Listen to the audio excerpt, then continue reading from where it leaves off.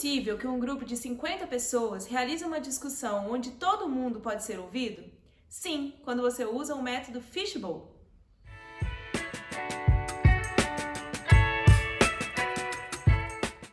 Olá, colegas, tudo bem com vocês? Você está sem ideias para metodologias ativas nas suas aulas? Eu sou a Gabriela, do Dupla Ensina, e hoje eu vou apresentar para vocês o método Fishbowl, também conhecido nacionalmente como método do aquário. Nesse vídeo, nós vamos apresentar de uma forma muito objetiva como aplicar o Fishbowl, para que turmas ele se aplica e como adaptá-lo para um ambiente virtual. O método do aquário é uma forma de diálogo colaborativo que pode ser usada para discutir tópicos em grandes grupos. É difícil precisar quando esse método foi descrito, uma vez que ele foi desenvolvido através de sucessivas testagens de métodos de comunicação colaborativa. Mas o Fishbowl, ou aquário, teve o seu pico de destaque nos anos de 1960. Ele foi inspirado em escolas de medicina em que, enquanto especialistas operavam pacientes, estudantes observavam as cirurgias através de paredes de vidro, aprendendo, portanto, por meio da observação dos seus mentores. Se você maratonou Grey's Anatomy, já deve ter visto esse método sem saber que você também poderia utilizá-lo nas suas aulas. É claro que a metodologia foi aprimorada. Um pouco do histórico dessa metodologia está descrito nesse artigo aqui, que também nós vamos colocar na descrição desse vídeo. O método aquário pode ser utilizado em turmas grandes em sala de aula, quando você quer promover uma atividade colaborativa em que todos têm a oportunidade de participar. Às vezes, essas discussões podem ser utilizadas em eventos participativos, como, por exemplo, conferências acadêmicas. É possível prever essa atividade dando um conteúdo pré-aula, para que o aluno reflita sobre o assunto e o traga para o dia da aula na discussão. Essa pré-aula pode ser feita a partir da orientação na leitura de um capítulo de livro, de um artigo ou de um vídeo ou filme documentário. Mas também é possível realizar de forma espontânea na aula, como uma metodologia de disparador. Ou seja, a discussão servirá de base e motivação para uma aula seguinte, e nesse caso não é necessário dar um conteúdo pré-aula. Tá bom, Gabi, mas como que eu monto a minha sala de aula para aplicar essa metodologia? Então, 5 ou 6 cadeiras são colocadas no centro da sala, num formato de círculo. E esse círculo vai compor o nosso aquário. As outras cadeiras são colocadas também em círculo, mas em torno do aquário. A composição circular da sala estabelece um layout simbólico do tipo de comportamento que nós queremos estimular para engajar a discussão.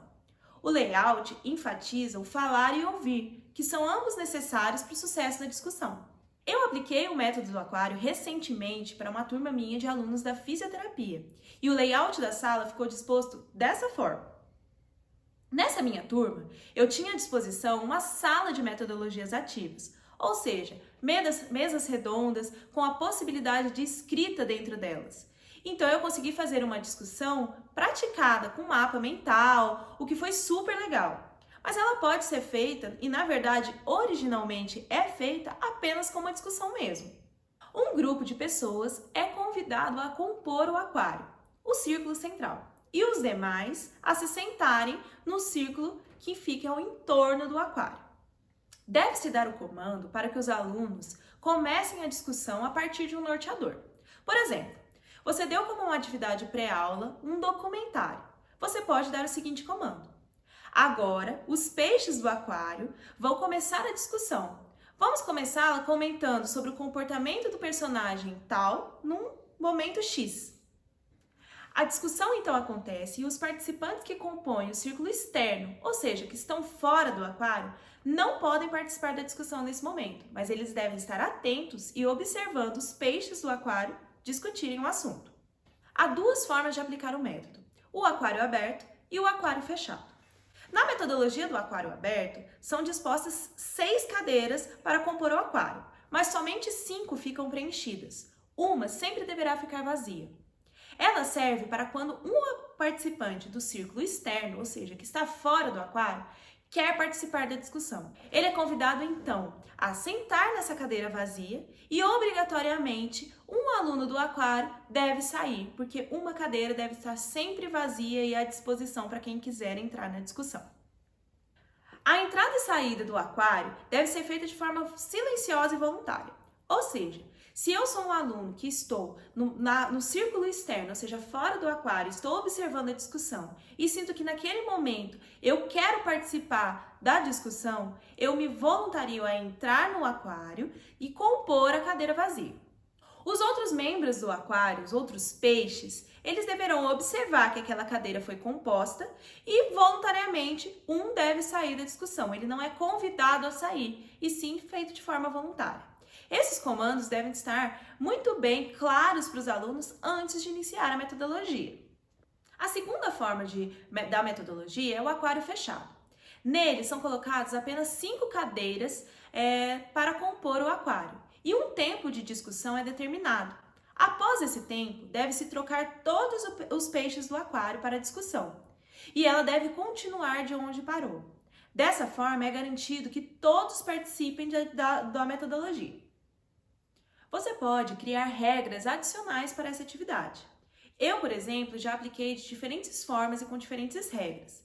Você pode atribuir alguma nota de maneira colaborativa ou fazer uma segunda parte de apresentação de um relatório do que foi discutido em conjunto. Olha o exemplo da minha aula. Eu atribuí alguns pontos mínimos que eram previstos na disciplina para a participação nessas aulas.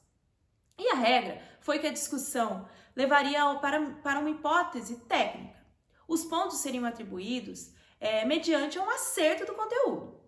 Outra regra era que, obrigatoriamente, todos deveriam participar em algum momento do aquário e a nota seria igual para todos. Ao final da metodologia, todos se sentiram mais engajados para participar, porque a nota dependeria de um conhecimento técnico em que todos estariam colaborando e a participação era imprescindível. É claro que nós sabemos que a nota não deve ser utilizada para o engajamento dos alunos. Por isso, a minha dica é você sempre analisar a sua turma e analisar caso a caso. Na minha turma, o retorno deles foi de que se essa metodologia não valesse nenhum ponto, ainda assim ela seria super útil e super legal, porque todo mundo se sentiu engajado a participar de uma discussão, o que normalmente não acontece. Ah, Gabriela, eu achei muito legal o método do aquário, mas eu dou aula online e eu não consigo realizar esse tipo de discussão. Eu vou te explicar como você vai fazer caso você seja um professor de aulas online. Claro que para aplicar esse método do Fishbowl, você vai precisar estar numa aula online síncrona. Na prática, é fácil adaptar. Convide 5 alunos que irão iniciar como peixes do aquário e peça para que eles liguem a câmera e o microfone. Apenas os peixes do aquário devem estar com as câmeras e microfones ligados. Quando um membro externo quer entrar na discussão, ou seja, quer entrar no aquário, ele deverá ligar a câmera. E nisso, os membros do aquário vão observar e voluntariamente fechar a sua câmera e o seu microfone, deixando só os 5 membros para a discussão. Ah, Gabriela, mas meus alunos não ligam a câmera. É possível realizar sem a câmera, não é a mesma coisa, mas dá para fazer. Os membros do aquário ficam com os microfones ligados, realizando a discussão, e os membros externos que estão fora do aquário simbolicamente, se quiserem entrar na discussão, devem usar algum método de reação das plataformas digitais. No Zoom, Teams, Meeting, todos eles existem alguma ferramenta como levantar a mão, bater palminha e tudo mais. É importante apenas deixar tudo muito bem organizado e as regras e comandos serem feitas antes de iniciar a metodologia. Agora, se os alunos não ligam o microfone nem câmera, a discussão fica muito difícil de acontecer. Talvez, se esse seja o perfil da sua turma, você deve pensar em outras metodologias de discussão e colaborativas, que a gente vai passar várias delas aqui no nosso canal. Olha, eu já apliquei essa metodologia durante a pandemia nas minhas aulas virtuais e deu super certo. O nosso papel nessa metodologia é ser um facilitador dessa discussão. Não é legal que a gente fique intervindo no meio da discussão, só se ela realmente fugir muito do contexto. Mas essa atividade só é válida se ao final dela a gente terminar com um feedback imediato para os alunos ou participantes. Como foi a discussão? O que ficou faltando discutir? Houve algum erro conceitual importante durante a discussão? Porque isso vai fazer sentido para o aluno quando ele tiver terminado a metodologia. Depois, é importante receber um feedback desse aluno. Como foi a experiência para ele? Ele se sentiu acolhido, confortável para expor a opinião dele durante a discussão? Como foi o aprendizado dele durante a metodologia? Dá para ser feito esse feedback de várias formas. Se você tiver tempo, você pode promover um momento de discussão onde todos falam e contam a sua experiência ao final da aula. Mas uma forma muito simples é um formulário online ou uma pesquisa de papel, onde você pede para o aluno responder anonimamente para verificar a experiência dele com a sua aula. Eu fiz um formulário online com a minha turma e olha só que legal o resultado. Quando a gente pergunta para ele qual é o protagonismo dele durante a atividade, a maior parte dos alunos respondeu que participou ativamente e entregou o máximo durante a discussão. Alguns disseram que participaram, mas que outros colegas participaram mais. Mas o mais interessante, ninguém respondeu que entrou no aquário só por obrigação. A gente perguntou para o aluno que se não valesse nota nenhuma a atividade, se ele achava que seria útil para aquela disciplina ou unidade curricular, olha só o que eles responderam. Quase 90% dos alunos respondeu que sim, mesmo sem nota, a atividade ajuda a resgatar os conhecimentos que eles têm e acrescenta conhecimentos novos através da discussão dos colegas. Alguns disseram que poderia ter utilidade, mas não tanto quanto ter uma nota. Mas ninguém respondeu que acha que se não valesse nota, a atividade não seria útil para os seus conhecimentos. E quando a gente pediu para que o aluno descrevesse com as suas próprias palavras um pouco do que foi a atividade para ele, olha só que depoimentos legais. Teve aluno que disse que achou que era uma ótima proposta para simular conteúdos que foram dados até ali. Acharam muito legal porque fez estimular e pensar de forma coletiva e colaborativa, resgatando conceitos e até aprendendo coisas novas que podiam ser passadas desapercebidas. Disseram que foi uma ótima atividade, diferente da rotina, que ajudou muito e que deveria ser feita em outros semestres.